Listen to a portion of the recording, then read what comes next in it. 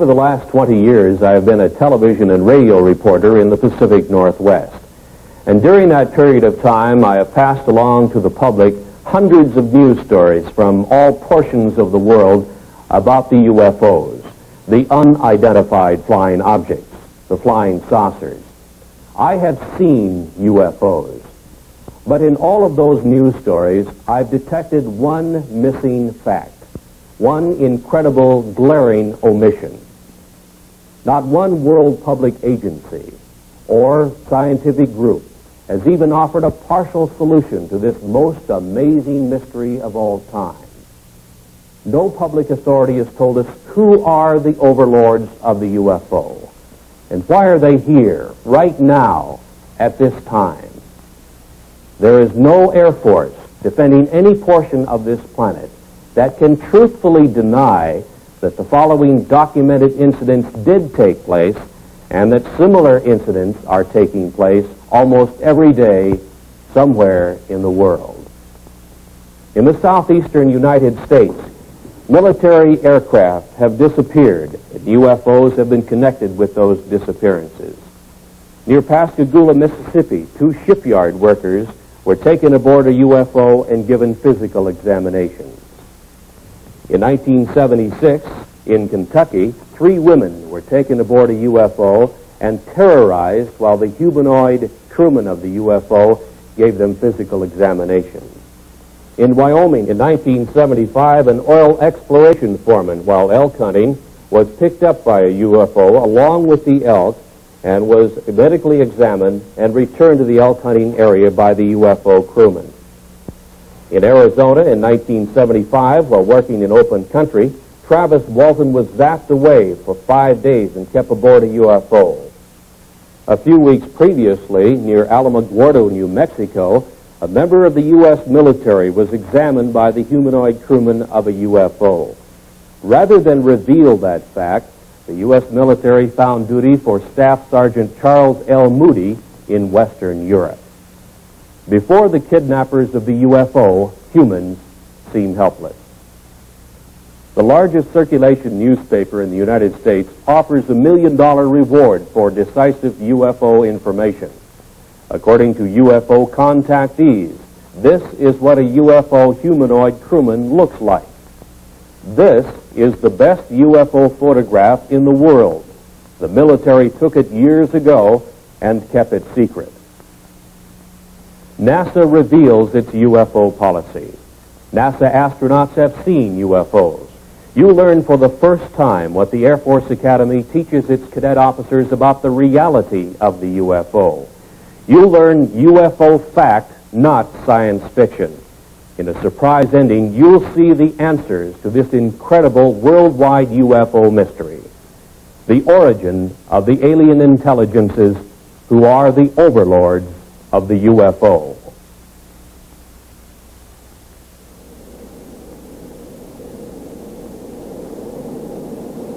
You know, Captain, I keep thinking about a real problem, and it's bugging me. What's that? Well, remember the TWA case when Captain Schemmel dived under a UFO and about a dozen passengers got hurt? Boy, I sure do, yeah. Ever think of what that would be like on a 747? Well, I've thought about it, but I don't talk about it too much. Well, we got 300 or 400 passengers and 20 stews moved around the cabin. Most of the passengers don't keep their seat belts fastened. Now, if a big UFO came on a collision course, and with a 747 cruising at over 600 miles an hour, we'd have just a couple of seconds to take an evasive action of some sort, a dive or a zoom. 300 people would be smashed around and a lot of them hurt. Some could be even killed. You couldn't tell what would happen in that cabin. Probably panic. Well, panic at the least, but you know, even if you got control and got down okay, the airlines couldn't hide a thing like that. But the FAA doesn't want to hear about UFOs, and they don't tell us, that's for sure. Now, if we talk about UFOs to the news media, we somehow get blacklisted and our jobs are in jeopardy. As an airlines pilot, no matter how many UFOs I see in the air, I'm not telling anybody about it. In the last half of this century, there has been one mind-boggling giant of a mystery, which has overridden the knowledge gathered by mankind through the ages. There seems to be no answer to the reason for the appearances of the unidentified flying objects, the UFOs. Public opinion pollster George Gallup reports that perhaps 15 million U.S. citizens, scientists, and other responsible observers have seen the so-called flying saucers, the UFOs. Who are the overlords of the UFO? What is their origin and their mission?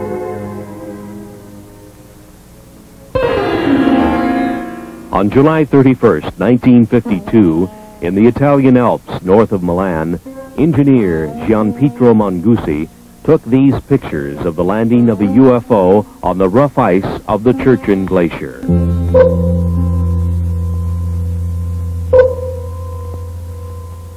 The UFO landing was only 3 minutes in duration. A humanoid in some kind of spacesuit with equipment on his back emerged from the UFO, walked partway around it, and then re-entered, and Mangusi had the pictures to prove it.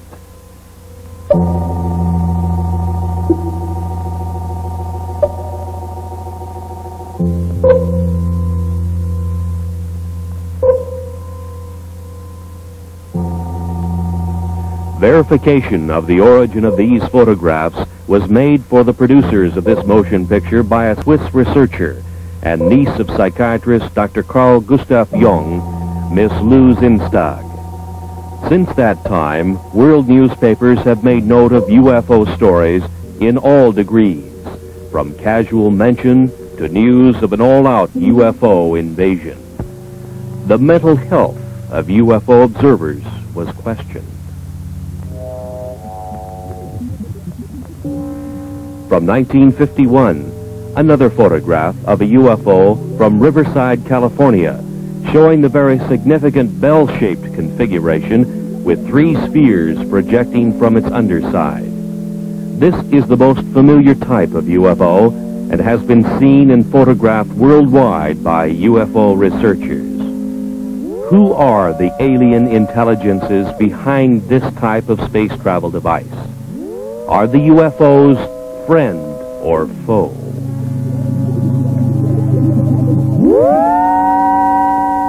In 1973, another significant UFO picture shows not only the anti-gravity device operational, but also with it is a smaller degravitated sphere under the control of the alien intelligences of the UFO. Who are the overlords of the UFO?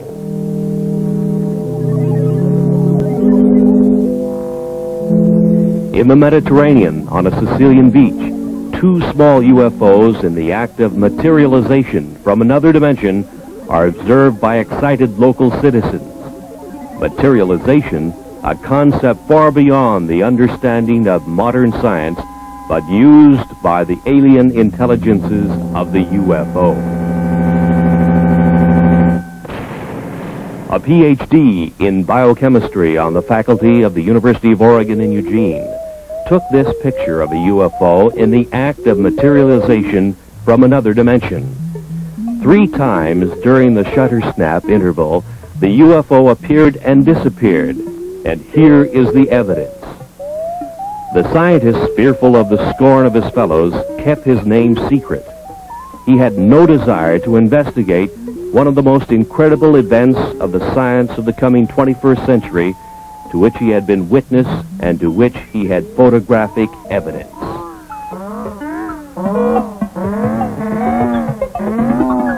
Kidnappings have occurred of military jets, people, and automobiles full of people. The military is helpless, and so are the police departments of the world.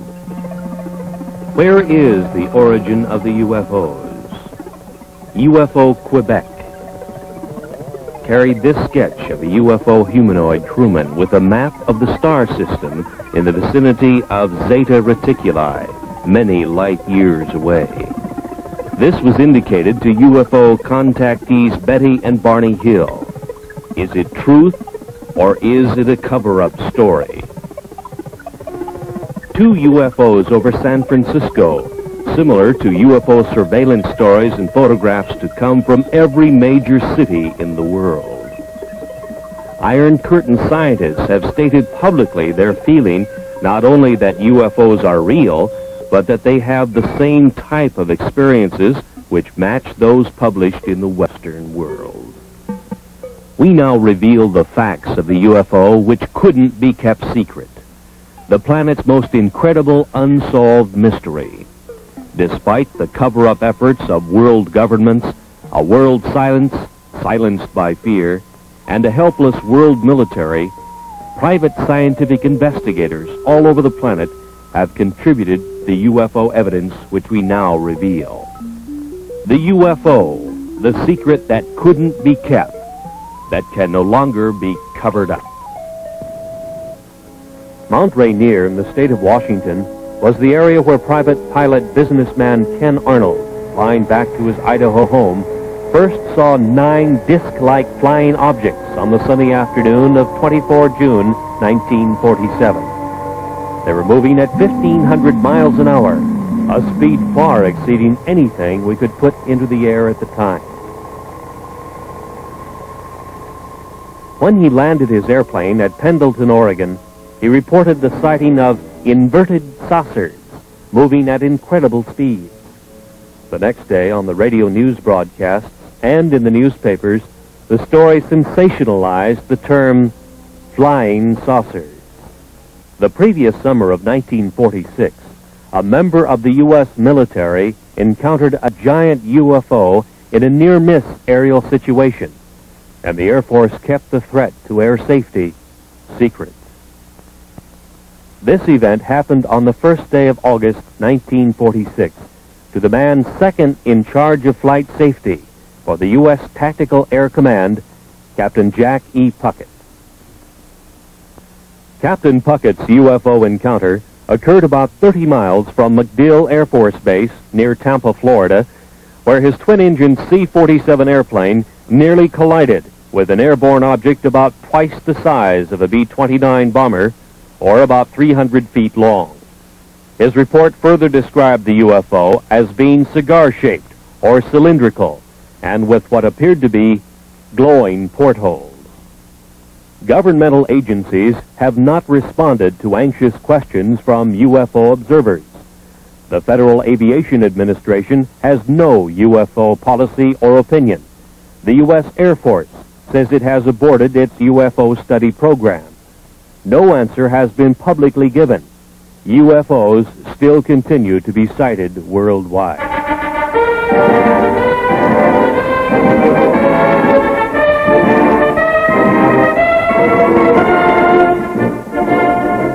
At the U.S. Air Force Academy in Colorado Springs, the cadets in training will become the officers who will police our airspace for the next crucial decade. While in the air, in the most complex airborne machines that our engineering science can design, they will encounter the far more sophisticated UFO, which worldwide research has now shown can disable the most reliable electrical and electronic systems of an airplane. The course of instruction at the U.S. Air Force Academy must contain some reliable information concerning the reality of the UFO. Of all government agencies questioned, the most responsive answer to that question has come from the Department of Physics at the Air Force Academy in a letter from its former director, Colonel Anthony J. Maione, who says in part, "In this text, an expanded section on UFOs and extraterrestrial life is included. The section attempts to provide a hopefully unbiased summary of UFO information and concludes, the best thing to do is to keep an open and skeptical mind and not take an extreme position on any side of the question." To further expand on the background we hope our graduates will have, we invited and had Dr. Stanton Friedman visit with us last April. During his visit, he presented 2 large audience lectures and 2 seminars, essentially in support of his subject, Flying Saucers Are Real. I hope you gather that we do make a continuing and real effort to provide our students with all views of current topics. they are expected to come to their own mature conclusions based upon the broadest foundation of knowledge and information that we can provide. Yours truly, Anthony J. Maione, Colonel, United States Air Force, Professor and Head of the Department of Physics. He tells of the text, Introductory Space Science, and reveals exactly what the cadets at the Academy are being taught about UFOs today.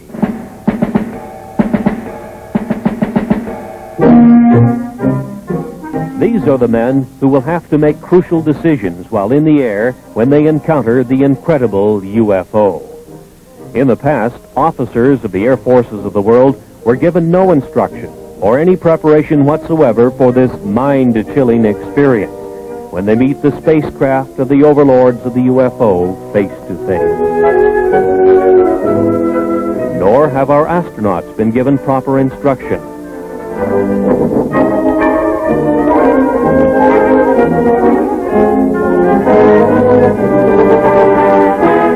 From Introductory Space Science, Volume 2, page 466. We should not deny the possibility of alien control of UFOs on the basis of preconceived notions not established as related to the UFO. Our physics may not apply. From available information, the UFO phenomenon appears to have been global in nature for almost 50,000 years. Known witnesses have been reliable people. This leaves us with the possibility of alien-controlled UFOs by visitors to this planet from this solar system or other solar systems.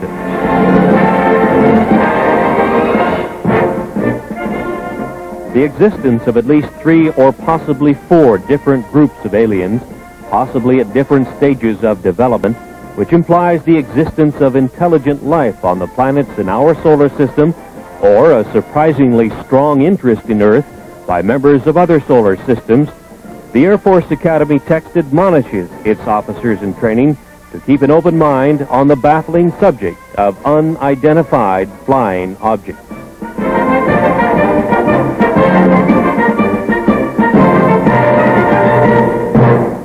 Maybe it's the honeymoon capital of this corner of the galaxy. Maybe the lecturer selected by the U.S. Air Force Academy to establish for their officers in training that flying saucers are real was Stanton Friedman.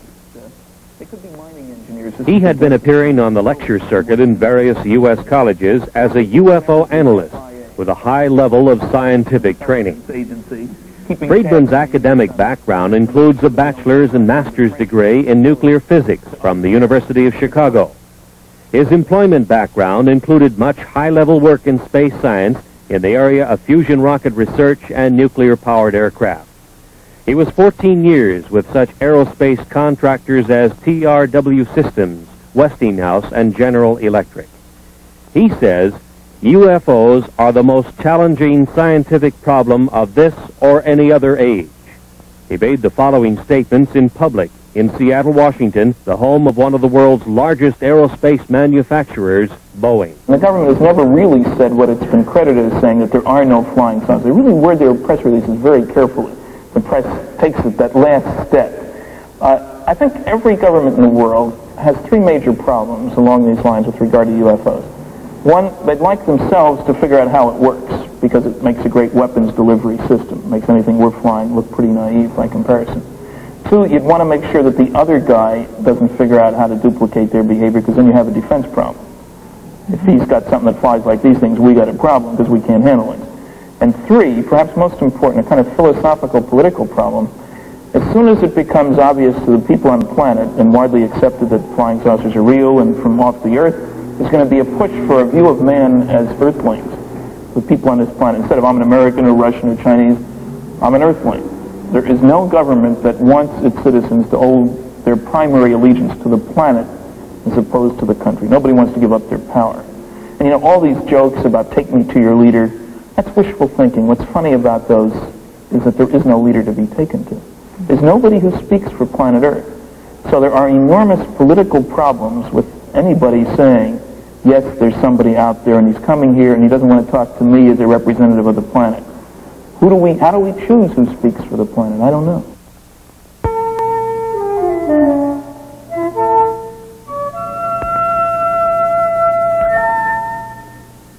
Since the 1950s, it has been easy to point to the millions of suns in space and speculate that somewhere out there is the home of the UFO. That UFOs are spacecraft from some other Earth, orbiting some other sun, just like ours. From a visible sun in the visible universe.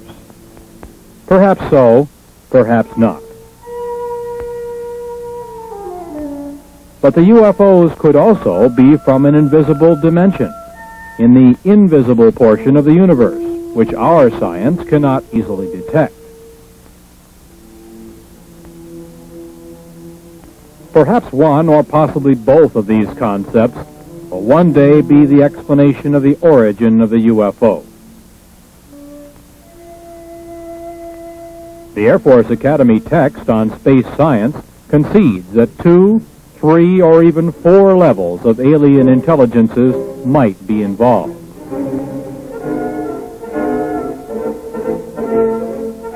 NASA at the Johnson Space Flight Center near Houston, Texas, only concerns itself with the visible universe, with aerospace contracts administering the manufacturing of visible metal vehicles, making visibly televised trips in the Earth-Moon area, and with probes within the solar system by unmanned devices.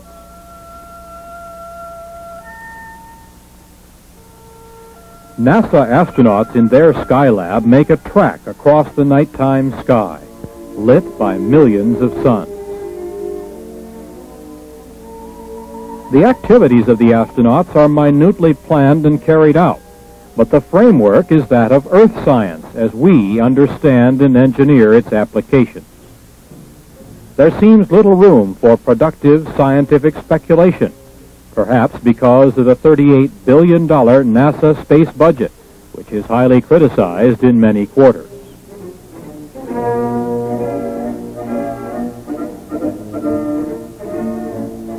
It is difficult to explain why the planners of NASA's space program would refuse to admit the spacecraft capabilities of the alien intelligences who built this device, first seen over the Korean battle area in 1952 and photographed by the U.S. military.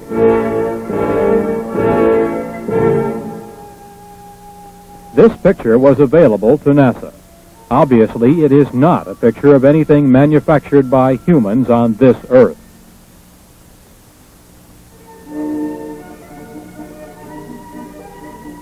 It was classified then and now as an unidentified flying object, a UFO. Can we now identify it? Is this actual photographic evidence that proves that alien intelligences use a spacecraft like this to travel from their dimension to our reality? Is a Watergate-type scientific cover-up involved? Let's now examine that possibility.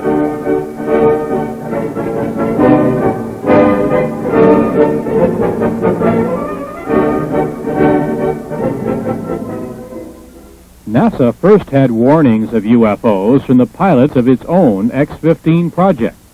The X-15 is a rocket-powered airplane which is launched high over the desert test area in California. The B-29 bomber is the launch vehicle which takes off, flies to its highest possible altitude, and then launches the little rocket-powered airplane. The test pilot gives it power, and the airplane goes through its maneuvers. Various complex engineering problems are worked out by such testing. And the engineering flight test pilot is one busy man.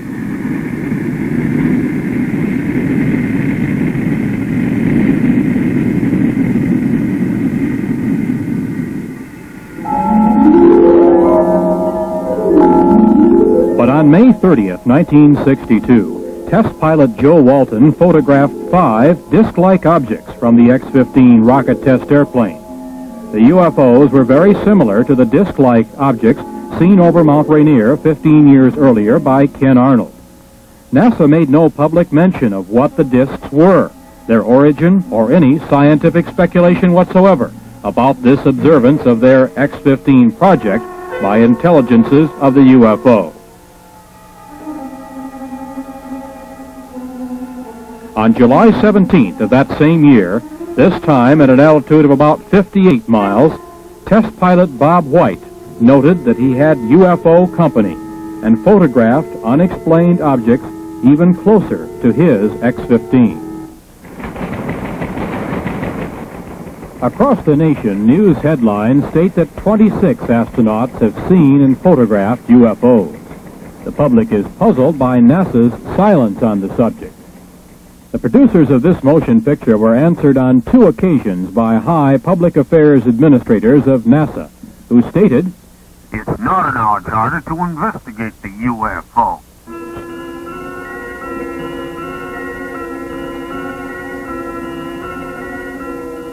Inside the Skylab in zero gravity, the astronauts go through the day and night with their every minute carefully scheduled.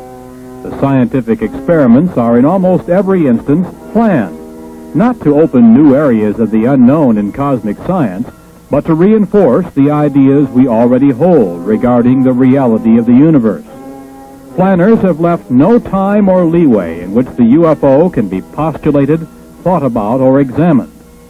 Certainly, few startling public announcements have been made of any new discoveries during space missions. No new theories have been advanced. Astronaut Jack Lausma in Skylab 3 saw a glowing red object making its way across the field of his vision. He photographed it from his little planetoid in space, the NASA Skylab.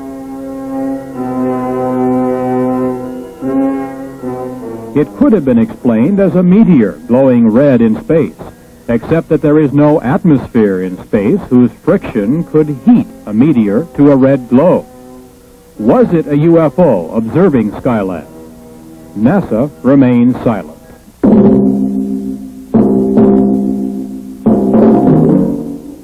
Complex instrument packages such as Explorer 10 vanish in space. Launched on the 25th of March, 1961, it disappeared, although its life expectancy was over 100 years. Perhaps some alien intelligence is examining this complex NASA space device. NORAD cannot find it, and it is not transmitting. It just disappeared.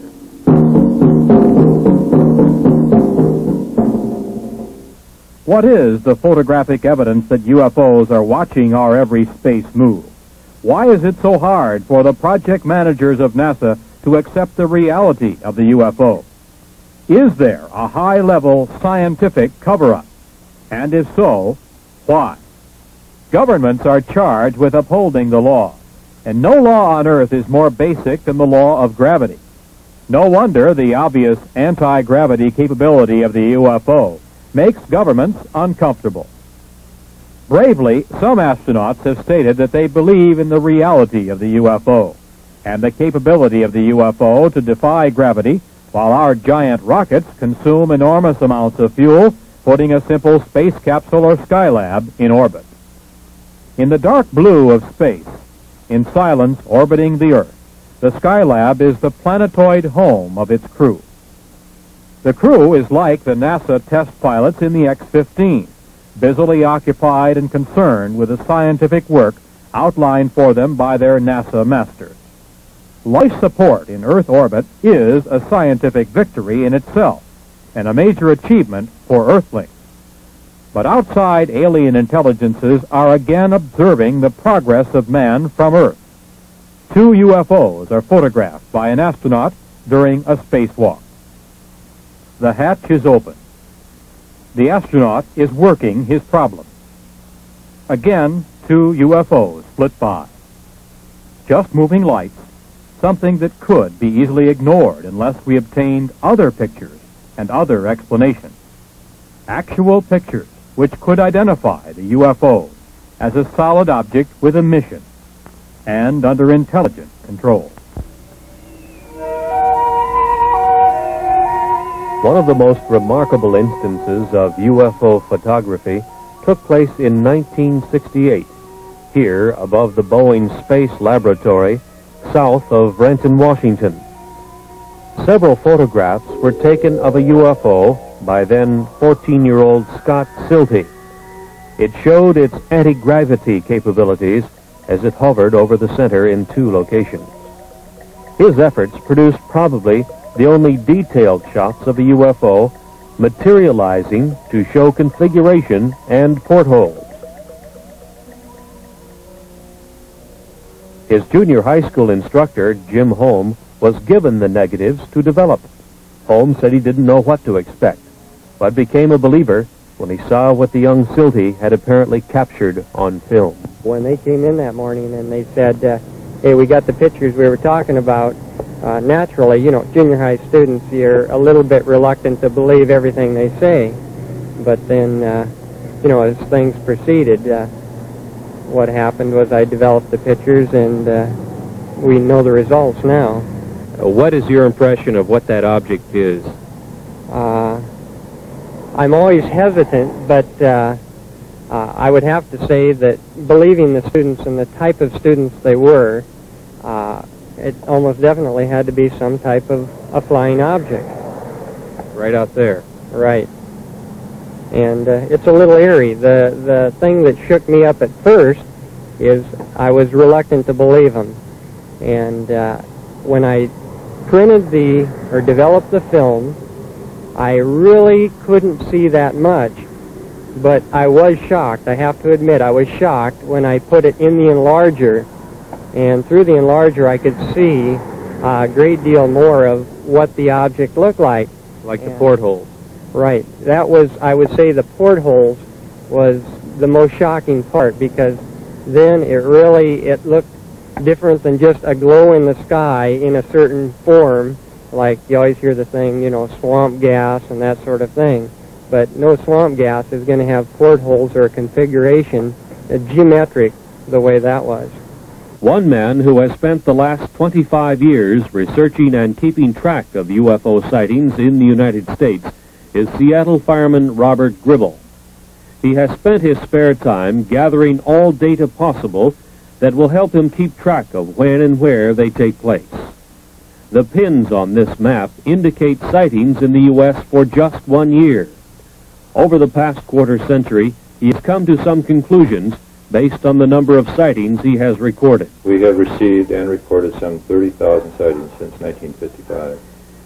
Have you noticed any particular patterns that develop in pinpointing the UFO sightings on these maps? No, we have found no marked pattern, although we do believe that they are following two procedures. One, a surveillance of the land areas, a very close surveillance, and a close surveillance of the people, and it seems to fluctuate from one to the other. Now, through all these years of research, you must have drawn some conclusions about what they are, what the UFOs are. Well, we firmly believe that what the people are seeing and those objects which we have classified as unknown are actually vehicles not manufactured on this planet. How can you draw that conclusion? How do you know? Well, the vehicles have been seen in the United States, and there are good records of this for the last 200 years, and actually the records go back into history for some 3,000 years. The same things that were seen then are being seen today. We understand that there are several hot spots in the United States, UFO sighting areas, and one of them happens to be in the southwestern United States in Utah. There have been a tremendous amount of sightings in the southwest over the years, with a very large concentration in the Utah area.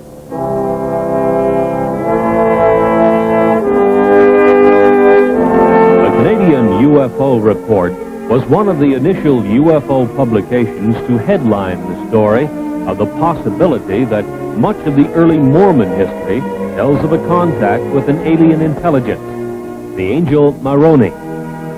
It opens the possibility that the founder of Mormonism, their prophet Joseph Smith, may have been one of the greatest of UFO contactees. Dr. Frank D. Salisbury, on the faculty of the State University of Utah in Logan, and himself a Mormon, does not doubt that possibility.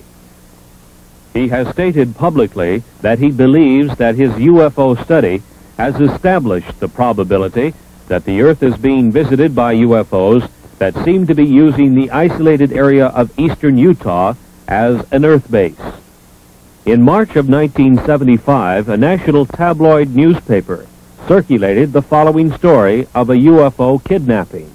The producers of this motion picture interviewed Carl Higdon, who furnished the artist's conception of the android crewman from the UFO who kidnapped him and took him aboard the UFO to elsewhere. Higdon was given a physical examination in a tower by a huge TV-like eye, rejected, and was returned to the elk hunting area in Wyoming, where he was picked up. While on his 8-hour UFO trip, he encountered a teenage boy, 2 young girls, and a man in his 60s, also guests of the UFO intelligences. Upon his return, he suffered radiation symptoms with itching skin and burning eyes. Area Sheriff Ogburn and his deputy Ed Tierney investigated the incident. So did Dr. Leo Sprinkle of the University of Wyoming, who gives us this professional opinion as to the truth of this verified UFO kidnapping. To whom it may concern, my impression of Carl Higdon is that he's a man of integrity with average education, but a keen sense of curiosity about the world around him. He's an outdoors man and seems to have developed good skills at estimating size and distance. Although the sighting of a single UFO witness often is difficult to evaluate, the indirect evidence supports the tentative conclusion that Carl Higdon is reporting sincerely the events that he experienced.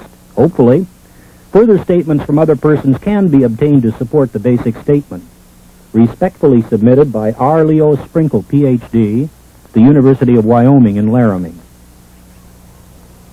UFO traffic in the Rocky Mountain area of Utah, Arizona, and New Mexico reached a high level in the November, December, and January period of 1975 and 76, with police departments reporting large cigar-shaped UFOs and other UFO types of spacecraft hovering for days at a time over cities in this area.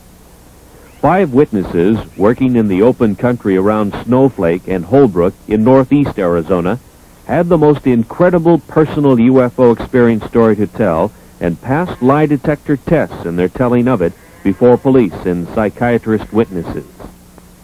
22-year-old Travis Walton suddenly disappeared one morning as the group was working in the open country.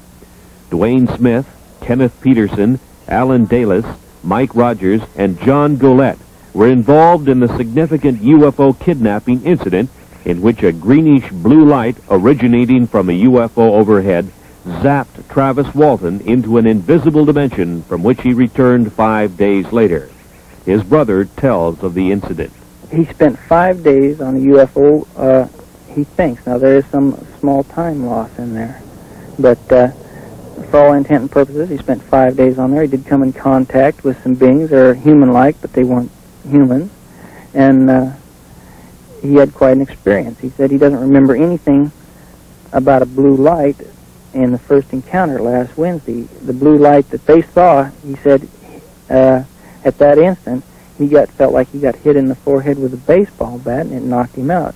And he woke up. He was aboard one of the craft.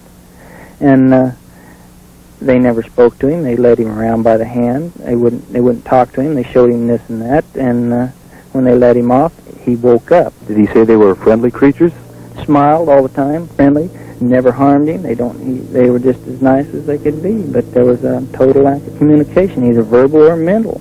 And he said that's what made him so upset, that he couldn't speak with them. That's what he was very, very disgusted about that, nervous and just plain disgust, the chance of a lifetime, and they wouldn't cooperate.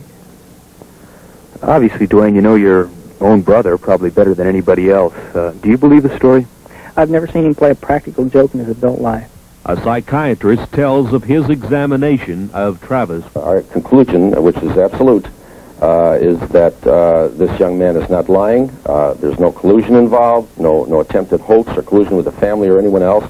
There's a rumor around that there's contracts. There are no such contracts. No motivation for a lie. Any possibility of lying or hoax as you see it? None whatsoever.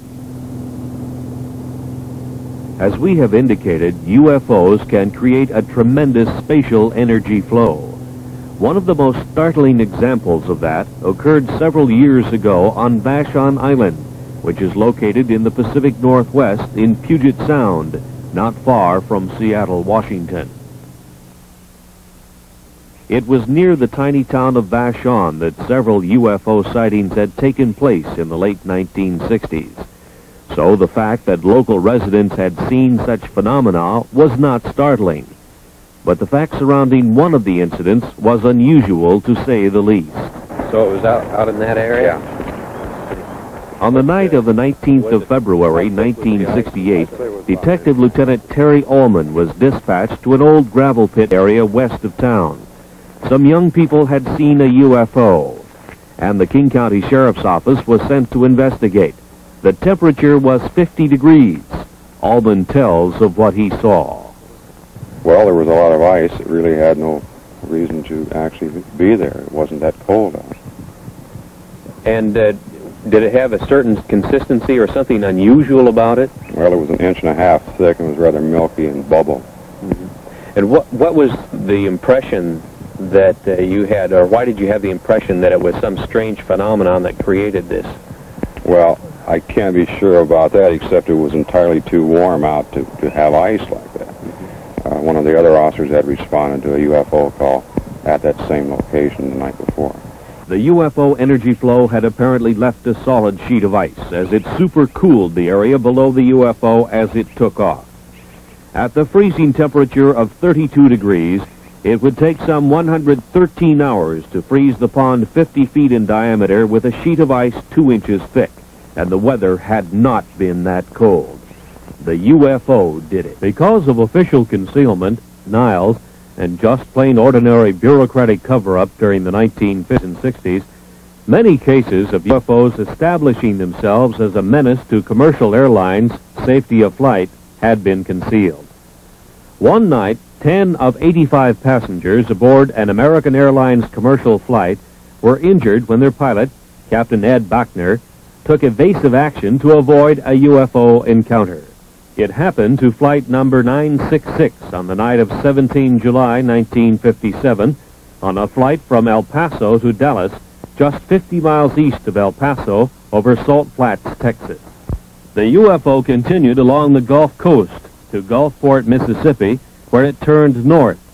Traffic control radar tracked the UFO, and the military was alerted.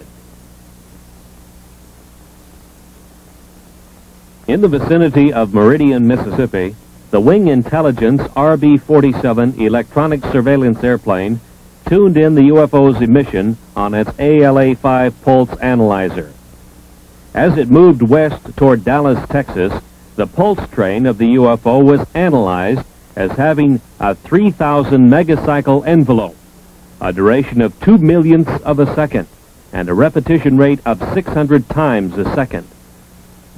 This was identifiable electromagnetic emission from a UFO, which was also being tracked by military and Federal Aviation Agency radar.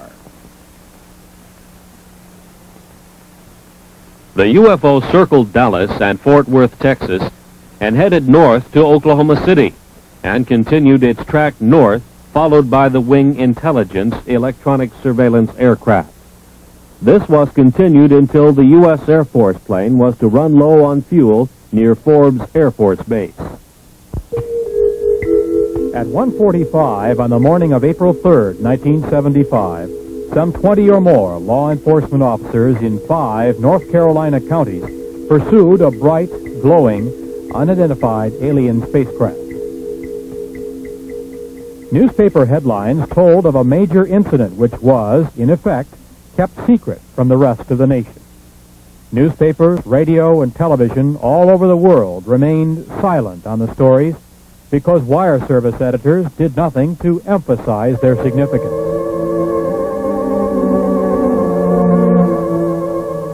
From police descriptions, the artist has been able to draw the lighted V-shaped UFO which appeared.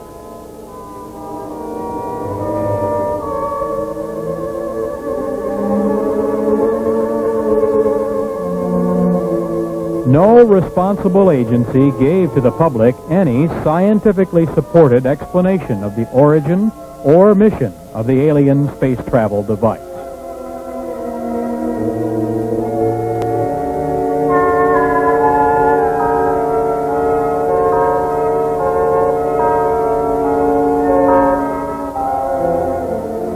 The story was much the same 2.5 years earlier in Pascagoula, Mississippi.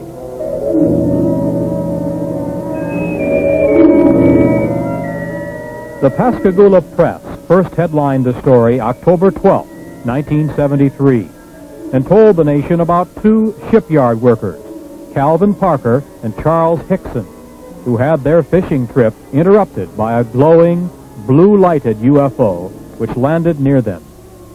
Two humanoids took them aboard for a physical examination, placing them under a large TV-like eye.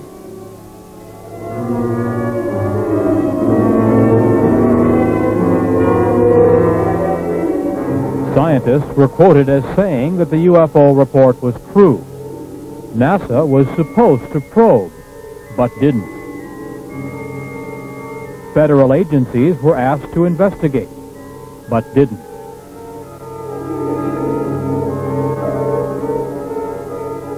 Hickson said the creatures from the UFO seemed friendly, but that they acted controlled, as if they had a specific thing to do, and did it.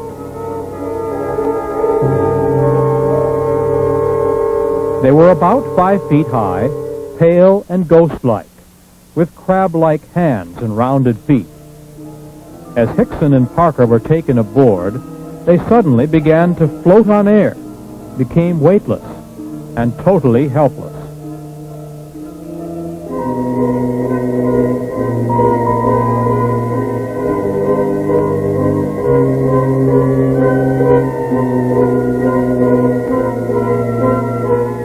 In the Gulf South, from Louisiana to Florida, hundreds of reports to police and sightings by police officers told of UFO activity that same night. No government agency concerned itself with this UFO kidnapping publicly.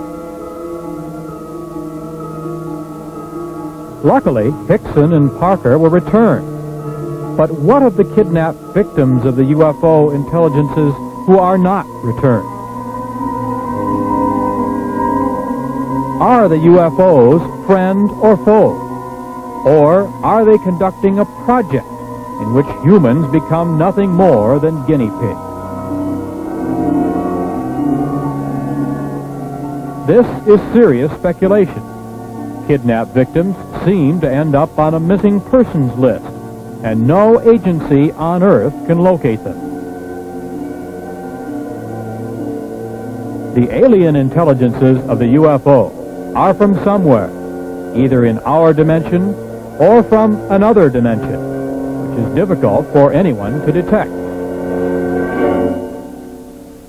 Misunderstanding the complete dominance of man by the UFO intelligences led the city fathers of Ocean Springs on the Gulf Coast to seriously decide to solve the problem by passing a law prohibiting the landing of UFOs in that area. Alderman William F. Dale, Jr. thought the local police should be able to handle it. It almost became a law. But the mayor of Ocean Springs, Tom Stennis, broke the tie vote. He said, "Let's make them welcome." As yet, no world governmental agency has demonstrated the power either to make UFOs welcome or to combat their landings and possible kidnapping. It's obvious that humans are helpless.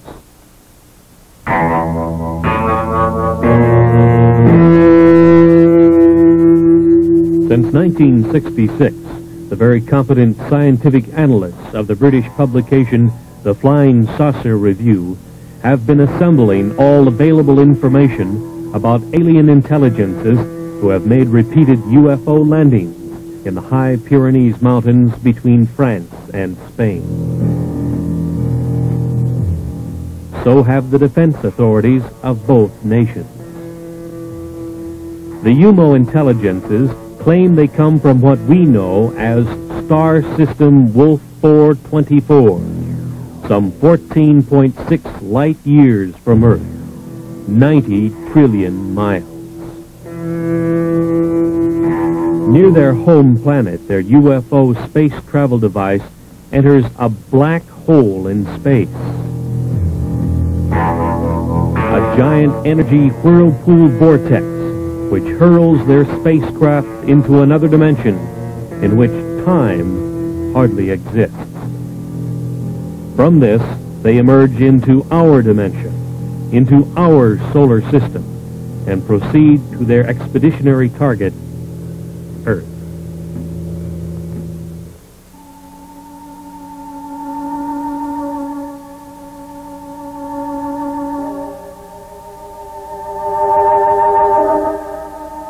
Later, the UMOs were to tell the European investigators that the universe was at least a 10-dimension unity. Perhaps even more, they were not certain. But they knew of and used at least 10 dimensions of reality. Each reality was separate from each of the others. Each of the 10 realities had its own rules of energy manipulation. Even though there were 10 dimensions which were open to space travel, reckless energy misuse in one dimension can disturb the cosmic unity of another dimension and its inhabitants. Telepathy is used to receive knowledge during space travel. The mind, said the UMOs in the quiet areas of space, is especially open to pure cosmic knowledge received by telepathy. Any mentality can receive and benefit from knowledge received by telepathy.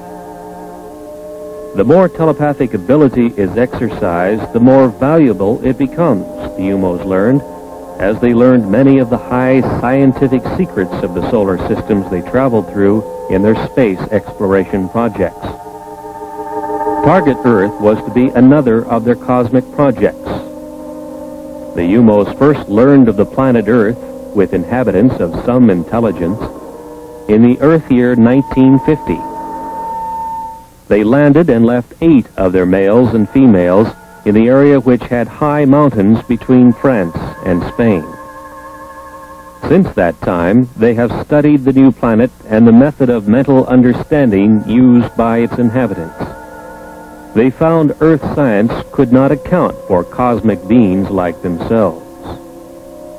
They have carefully made themselves known to certain people of France and Spain, about 30 in all. They have tried to understand the limitations which exist in the mind of man.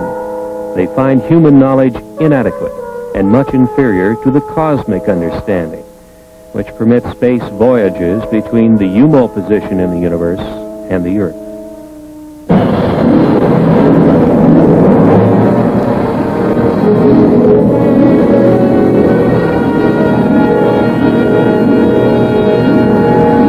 At 800,000 miles, Jupiter looks to the Earth-developed eye like this. To the UMO, perhaps different.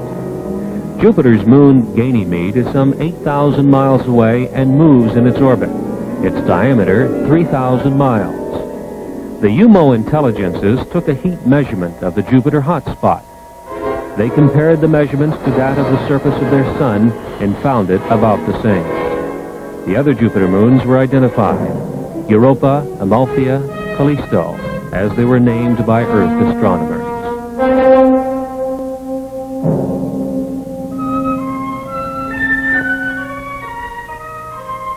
The spacecraft continued to the next solar system checkpoint, also at the same time slowing its rate of travel.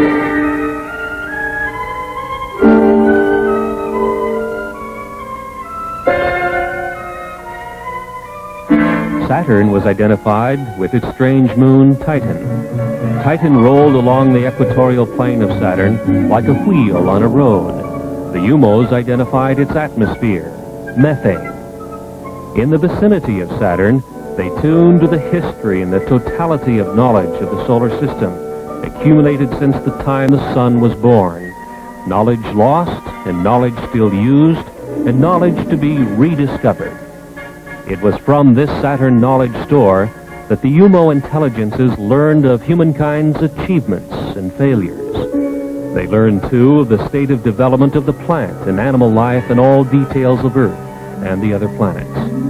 They continued their journey past Saturn, its bright rings shining a dark space blue in the Titan sky.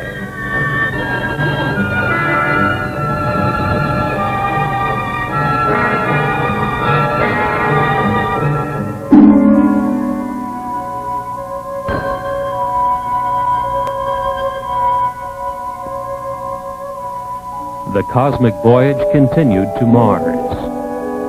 A close look at Mars revealed snow at the base of its mountains of Mitchell. On Mars, with its thin atmosphere and low water vapor content, the snow behaves differently than on mountain peaks on Earth.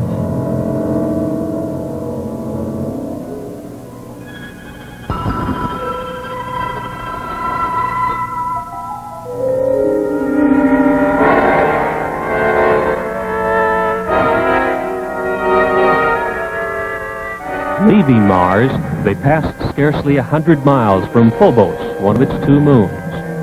4,000 miles above the red storm-swept planet, Phobos is a dark clump, only 16 miles in length.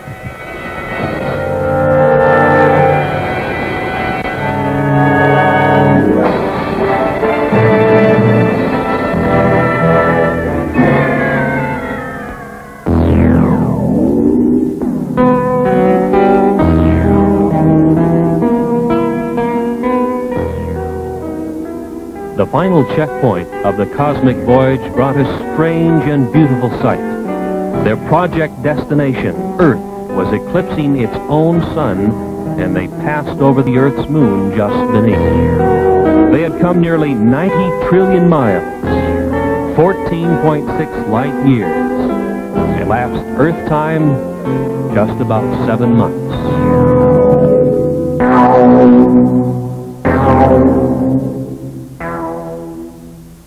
Came now the moment to synchronize the UFO's space travel time with the time of the expedition's target, Earth.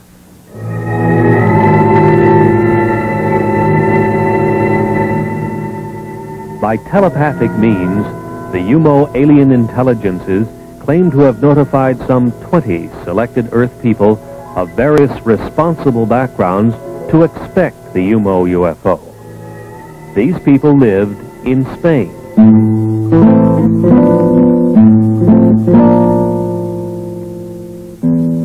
The British Flying Saucer Review headlined an attempt by the Spanish Air Force to intercept the UFO.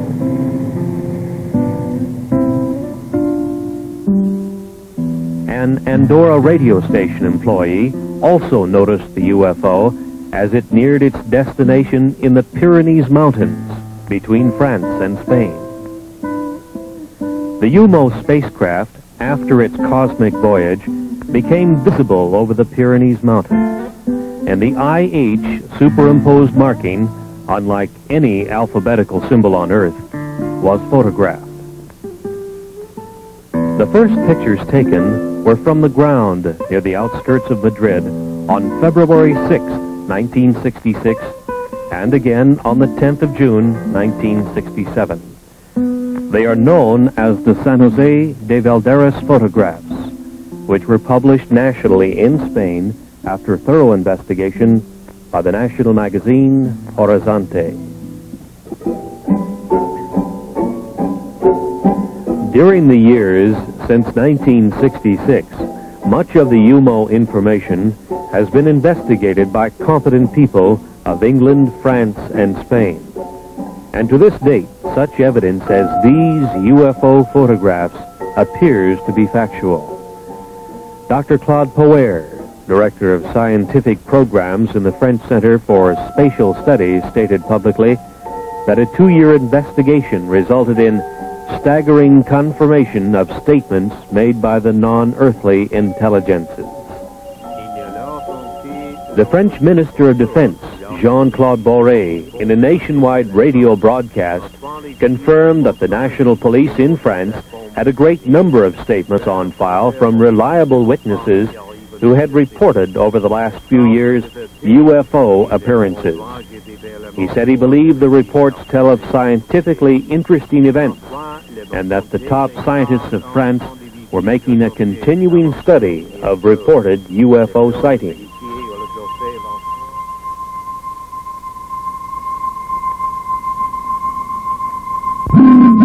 From those files comes this photograph of a UFO taken at night as it was tracked across France. This is known as the Valençol UFO. The device is emitting brilliantly colored radiation, and seems solid. If so, it is obviously capable of defying gravity. The French defense minister says that this type of appearance is being studied seriously by French science. Not so in the United States, where even the anti-gravity capability of the UFO is being ignored by official science.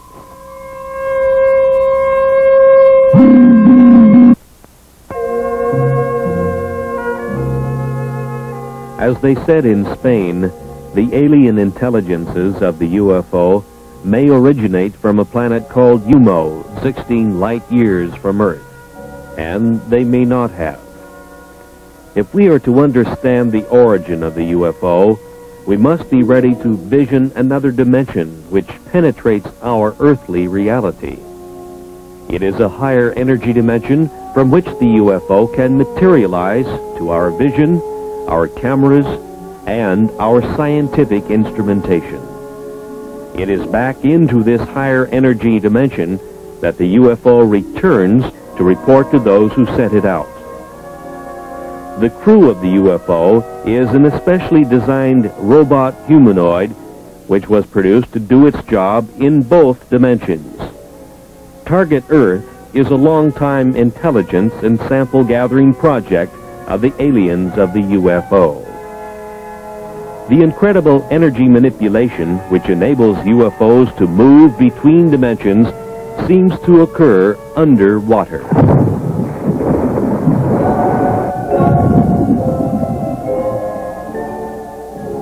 The Puerto Rican Deep, which extends 30,000 feet under the sea, is one such area.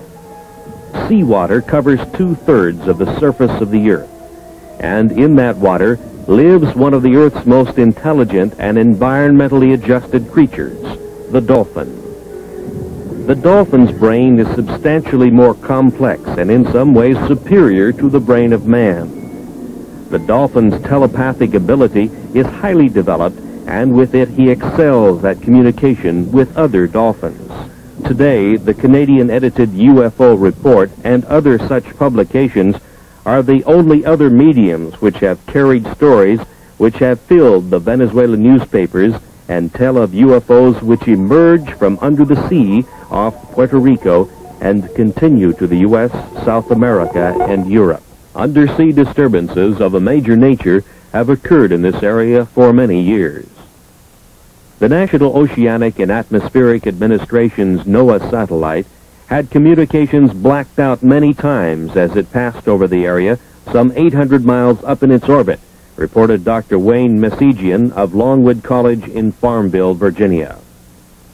In 1945, the U.S. Navy lost 5 torpedo bombers and a large 4-motored flying boat searching for the lost Navy pilots. Commercial and private airplane pilots have seen their aircraft under this strange influence lose instrumentation and electrical control.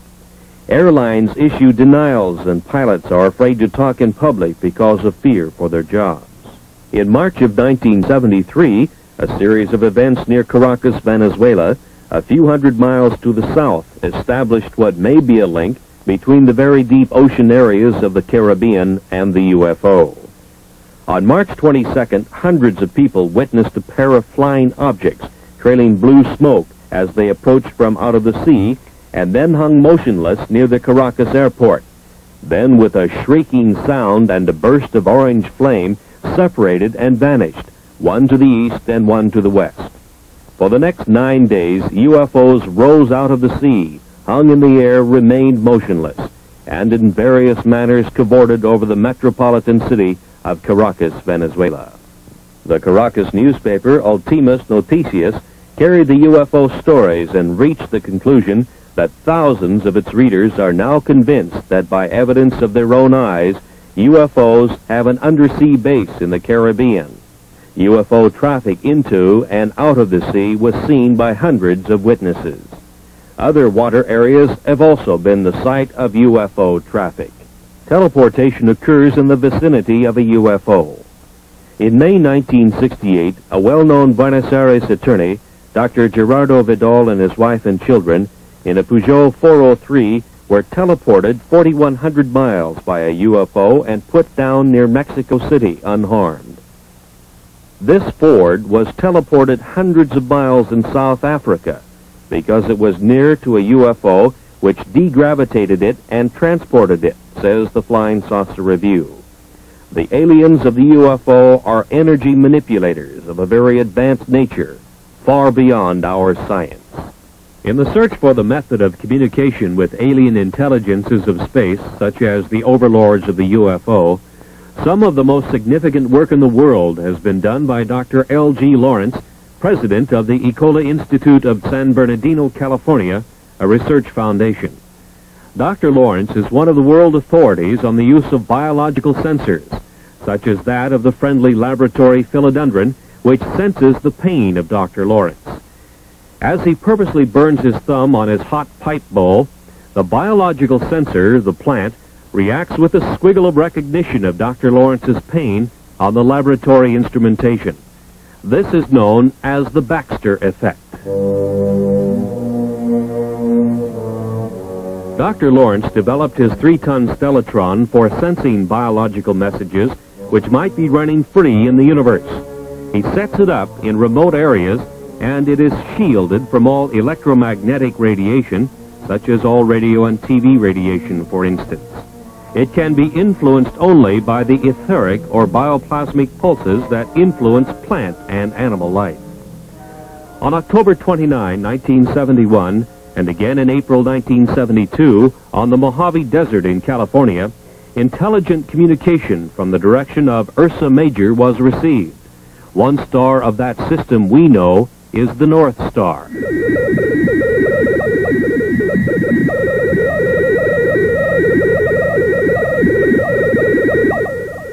The intelligent character of the overall pulse train is implied by the discrete spacing patterns and the repetition of recognizable patterns. Again, for the first time in public, you now hear the modulated signals, a message as yet undeciphered, which originate in outer space. This has been brought to you by special permission of Dr. Lawrence, and it is a scientific first.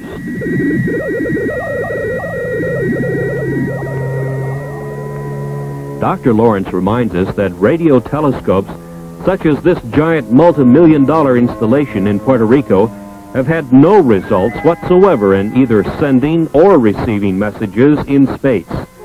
Radio telescopes seem useless in receiving cosmic messages, probably because they are looking and listening to the wrong possible sources. He recommends biological sensors instead.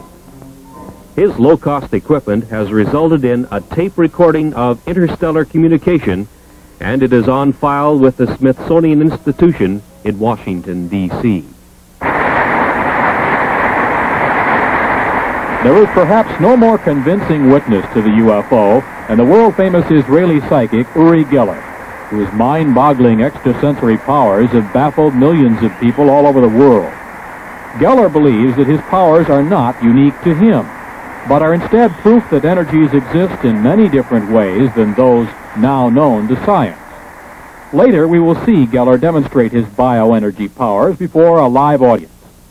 Geller leaves little doubt about his feelings on the subject of UFO. Let me tell you, I've never seen an extraterrestrial being in my life. I wish I will, and I know I will one day. You know, maybe they're even around us, and we don't even know. Maybe they look like people. But I have seen UFOs. But other people, I'm sure if I'll ask who saw UFO here, some of you will raise your hands up because they exist. I shot pictures. As a matter of fact, I had a fight with my publisher because I wanted to publish the picture of the UFOs that I took in the book, and he said no because it cannot be, it would be against your credibility. And I did it in the end because I'm not going to back away from the truth. I once seen... 1 minute. I once drove in the Sinai Desert. Do we have another minute? Yeah, go ahead. I once drove in the Sinai Desert, and believe me, with a high colonel and his driver, me and a doctor. And suddenly, in mid-air, in Sinai Desert, it's clear, it was 5 o'clock in the afternoon, we saw this huge object that looked like a cigar shape hanging in mid-air. And let me tell you, it was as big as 3 New York blocks, and it was dark. It didn't look like a flying saucer. It looked like a cigar shape. And I was shocked. And immediately, I get goosebumps when I talk about it. I told the driver, please, look what, and the colonel, and you know what? They didn't see it. And they said, what are you looking at? I said, my God, can't you see that thing in the sky? They couldn't see it. So I think sometimes, what is really going on? Is it really implanted in my mind? Is it really not out there and only, or is it there and only the people who believe in it can see it? I don't know. There are questions that I can't answer myself. Some call him a magician. Others call him a sorcerer. Some even call him a messiah. But whatever they call him, the world has never seen anyone quite like Uri Geller. So when Geller recently toured the United States, it was no wonder the crowds turned out to greet him, to witness his powers, and to line up for autographs on the cover of his new book. They stood in line because they had just witnessed an extraordinary sight. Hundreds brought with them broken watches and clocks, many of which hadn't run for years. Then they sat back and watched the bioenergy of Uri Geller go to work. You can see that the second hand. Can the camera show the second hand? That'd be a tough shot, I think. I don't know how to show it, but it's not working. But tell me if you... Well, whatever, it's not he is working with. He's got a whole huge handful. How many there? Maybe 10. I don't know. Let's go. This is what I want you all to do now, and I know it looks silly. I'm going to shout 1, 2, 3, and all of us are going to shout work. I mean, we're really loud and really talk to these watches because that's the way it works. 1, 2, 3, work! Listen a little louder. It's your watches, you know. We may have blown out the transmitter, I think. One more time. 1, 2, 3, work! Hold it for me for a second. Okay. Now what I do is I sort of finally put an energy into it, and I say work, and I just talk to these watches, his left hand over and I'm sure most of them will... And just clenching his fist. He's clenching his fist over and over just above the watches. It's working. This is working. It is. Okay, here's a watch that's working. Another one is working. Hand them to me and I'll try and identify the watch. It's a very ornate... This is also working. Jewelry bracelet watch is working. The second hand is sweeping along on this... Working. It's working. Here's another one. Working. This is a Timex. Here's a Seiko watch. Goodbye. Now wait a minute. Then, while hundreds watched and thousands more listened on radio station KVI, the city of Seattle witnessed the power of biological energy in an even more convincing form. This is what I want you to do. I'm holding these keys in my hand very, very gently. And what I want you to do, Ken, is put your hands on these keys, cover them, and cover these ones. No, not very, very gently like that, and the other one. Now, this is what I do. The little boy that's helping Uri has his hands covering the keys that are in the palms of Uri's hands. And by the way, these keys are not mine. And I'm concentrating now, and I want something to happen. Can if you feel anything in any hand, tell me. If you feel any tingling sensation or heat or... Where do you feel this? The keys are in Uri's hands. The little boy is holding his hands over the keys, but... All right, now start concentrating, Ken. What you have to do is you have to say, Ben, I hope you have enough feeling there because I don't know how long this will take. Uri's hands are flat. His thumbs are up in the air where everybody can see them. And something is happening here. And he thinks something is happening. He has now discarded the keys in his left hand.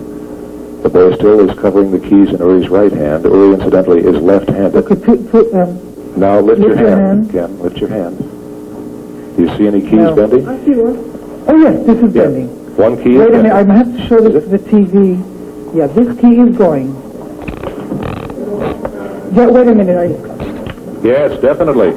It's a big, thick brass schlag or schlager type of key. I don't know what this key is just like the one he bent last night for us. You see what I'm doing is I'm stroking it very, very gently. And yeah, it's curling up more. I don't know you see that, Ken? You can see it.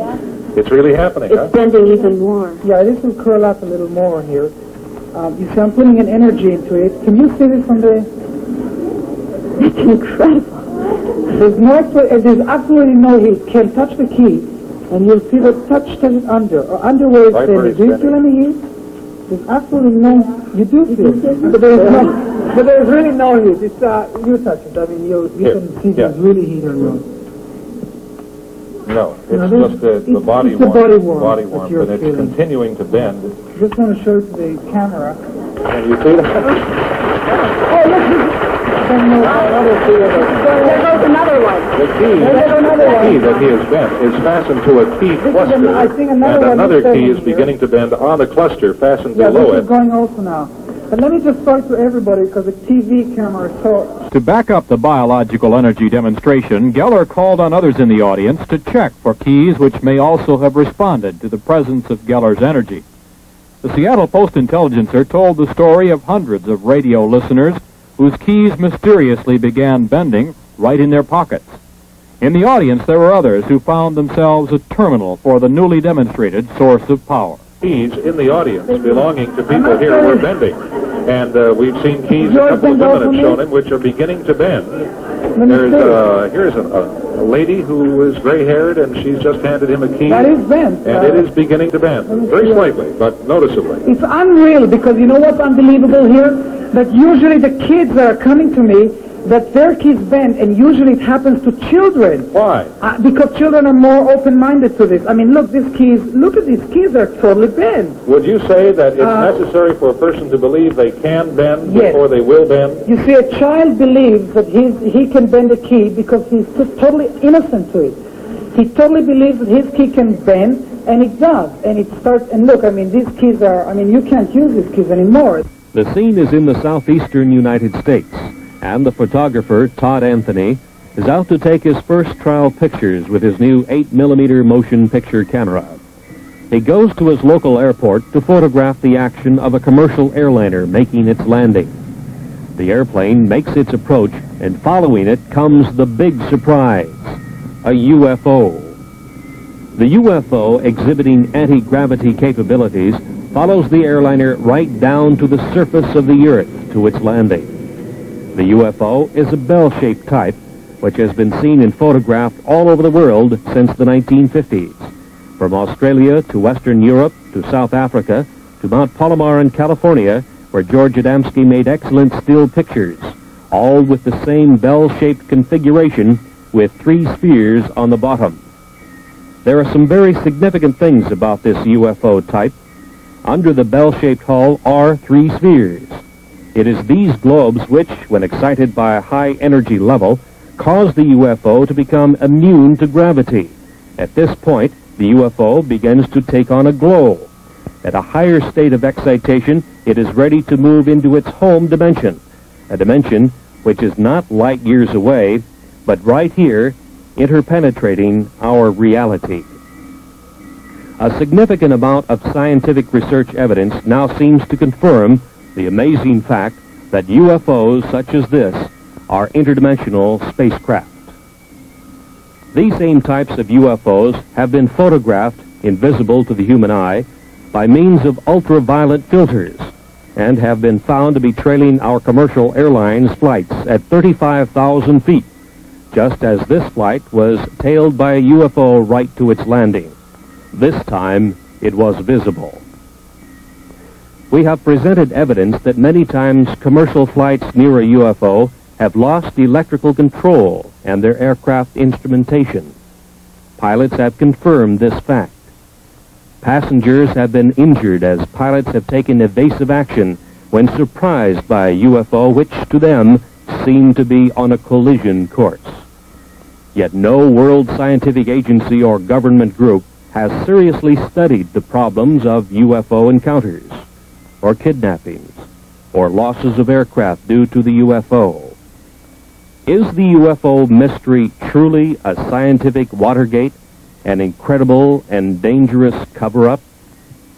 Understanding of the UFO may be beyond our science and political system, but it is not beyond the human mind.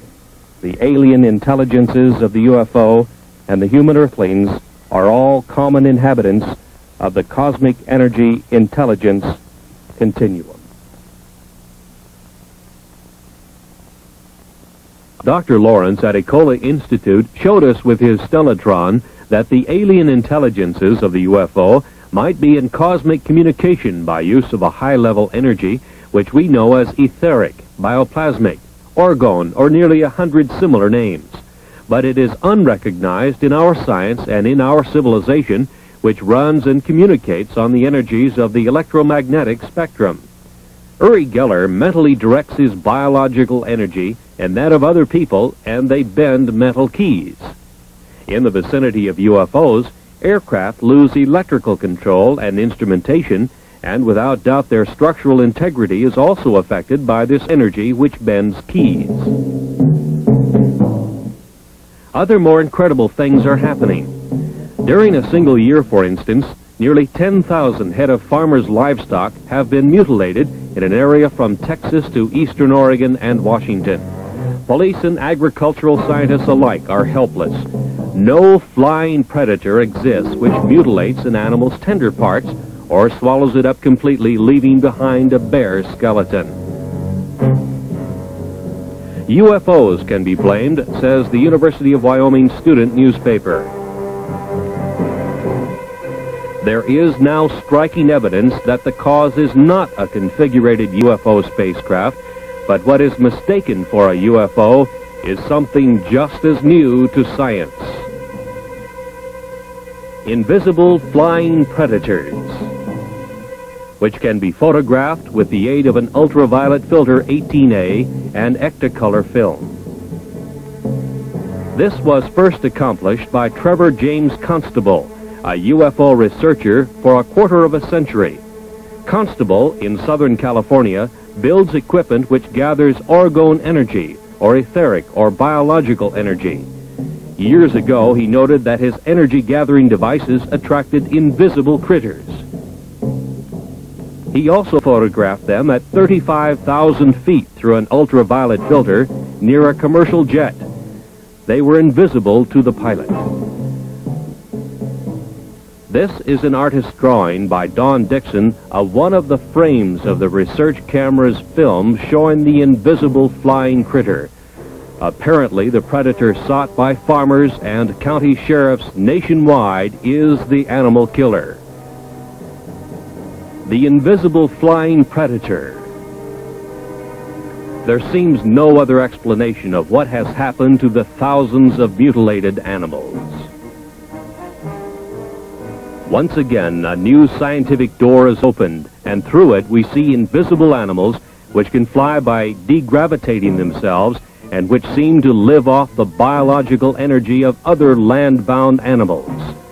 They may or may not have any connection with the spacecraft UFOs, but it seems they have been mistaken for configurated UFOs with their humanoid crewmen, bound on their separate mission of the study of the Earth's inhabitants by means of kidnappings and sample gathering of Earthman's devices.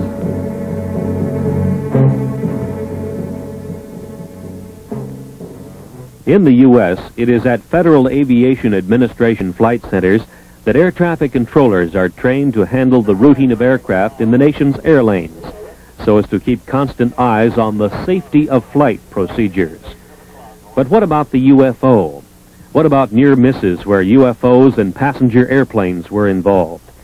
These near misses have occurred, and when the pilot takes evasive action, passengers have been injured. This we know to be fact. UFOs are conveniently ignored by all. This is the FAA interpretation. Air traffic controllers are just that, not UFO traffic controllers. UFOs are ignored in the FAA procedures, even though it can now be proven that not only have near misses occurred, but that aircraft have been lost in the powerful energy fields of the UFO. The UFO problem has not as yet been permitted to be properly studied. Truly, is this expensive and complex world air traffic control system really adequate? The evidence now indicates that not only the military, but also the civil bureaus of world governments have been engaged in an incredible and deep cover-up of the real menace of the stepped-up UFO invasion of their target, Earth. The police departments of the world are helpless before the kidnappers of the UFO. This, too, we now know to be fact. How is this nonfeasance possible? This is Joe Harrell. He runs the Flight Control Center near Seattle, Washington. His job is to run it and train air traffic controllers. What we wish to point up now by a question is how extremely expensive governmental bureaucracy is able to ignore an obvious peril to world citizens by simply non-admission of the existence of this mind-boggling problem. To my knowledge, UFOs are not included in any of the training programs. We would, of course, provide instructions to our supervisors on how to handle reports of UFOs, but it is not included in the training of a controller. So I suppose the only way in which it would be included would be, and I assume you admonish these people to be aware of any unusual circumstance. That's right, and make the pilots aware of what they're aware of, and to this extent it would be included. But as for specific procedures, no. After $60-odd billion spent for manned spaceflight by NASA, it has been determined that man is truly confined to this Earth. The incredible secret concealed from the tax-paying public by both NASA and its congressional masters is that man cannot participate in long space expeditions. NASA has scientifically verified and kept very quiet the fact that the unstoppable cosmic rays to which every astronaut has been exposed destroys brain cells at the rate of 1% every 4 months. Since the neurons of the adult human brain do not reproduce, a space expedition represents irreparable brain damage and would reduce the crew to idiots in even the 8 years it would take to go to the nearest sun and return. NASA claims that the 13% loss of neurons would equal the brain damage sustained by an alcoholic, but NASA does not allow for increased intensity of cosmic ray bombardment as the astronaut moves in space. NASA must now admit that man cannot travel far in space because of significant brain damage which he will undergo. The main building of a graduate university of advanced study in Switzerland near Basel is Das Gotianum, acclaimed by architectural students and professional architects as being a space shape of striking originality. Das Gotianum was founded in the early 1900s by Dr. Rudolf Steiner, whose philosophy of science deals with the influence of alien cosmic intelligences on the human mind.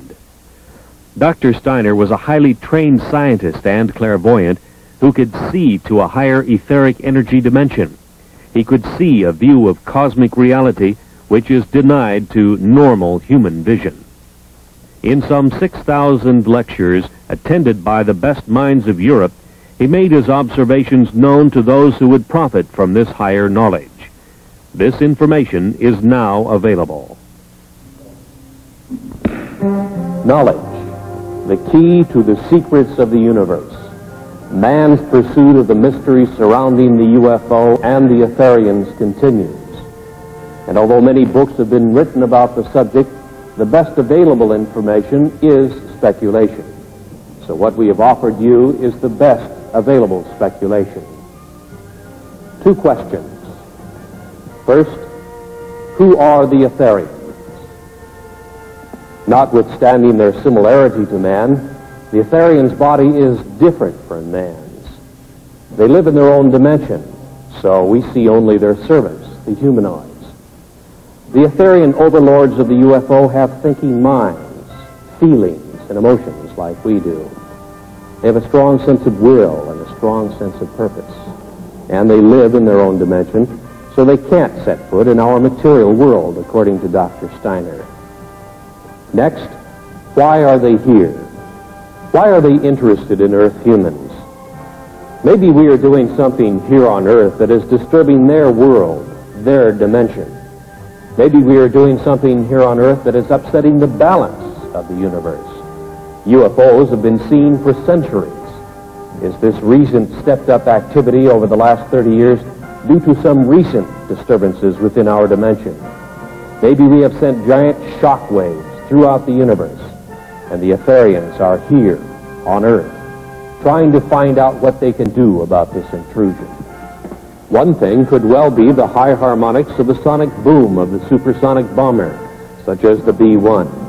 An interdimensional space quake could have sent shock waves into their dimension. And of course, atomic devices could be another element that is disturbing beings in other dimensions. But the Etherians seem to be sampling our dimension by human kidnappings and the taking of animals and the taking of sophisticated electronic devices made by our Earthman scientists.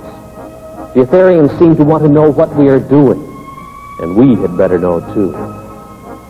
Think about what we are doing to ourselves, because it could have a profound effect on beings in other dimensions. And this whole question about UFOs could be a much larger question than devices simply flying around in our airspace. We will meet the Etherians, the overlords of the UFO, when we are worthy.